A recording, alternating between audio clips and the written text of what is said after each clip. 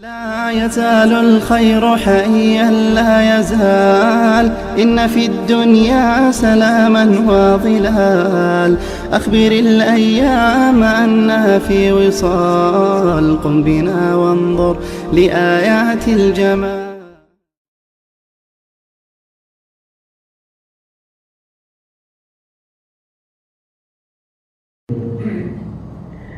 يسألونك عن الأنفال، قل الأنفال لله والرسول، فاتقوا الله وأصلحوا ذات بينكم، وأطيعوا الله ورسوله إن كنتم مؤمنين. إنما المؤمنون الذين إذا ذكر الله وجلت قلوبهم، وإذا تليت عليهم آياته زادتهم إيمانا وعلى ربهم يتوكلون. الذين يقيمون الصلاة ومما رزقناهم ينفقون، أولئك هم المؤمنون حقا، لهم درجات عند ربهم ومغفرة ورزق كريم. كما أخرجك ربك من بيتك بالحق، وإن فريقا من المؤمنين لكارهون. يجادلونك في الحق بعدما تبين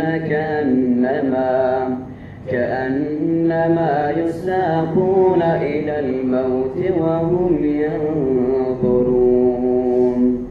وإذ يعدكم الله إحدى الطائفتين أنها لكم، وتودون أن غير ذات الشوكة تكون لكم، ويريد الله أن يحق الحق بكلماته ويقطع دابر الكافرين، ليحق الحق ويبطل الباطل ولو كره المجرمون. الله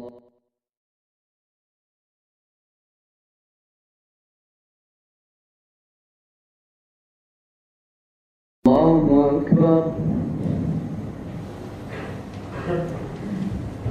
الحمد لله رب العالمين، الرحمن الرحيم، مالك يوم الدين. إياك نعبد وإياك نستعين، اهدنا الصراط المستقيم،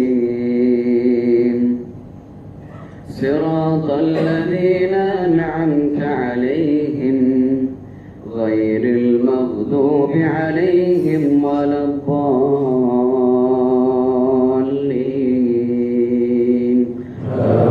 آمين. إن يوم الفصل ميقاتهم أجمعين، يوم لا يغني مولى عن مولى شيئا ولا هم ينصرون، إلا من رحم الله، إنه هو العزيز الرحيم. إن شجرة الزقوم طعام الأثيم، كالمهل يغلي في البطون كغلي الحميم. خذوه فاعتلوه إلى سواء الجحيم، ثم صبوا فوق رأسه من عذاب الحميم ذق إنك أنت العزيز الكريم إن هذا ما كنتم به تمترون إن المتقين في مقام أمين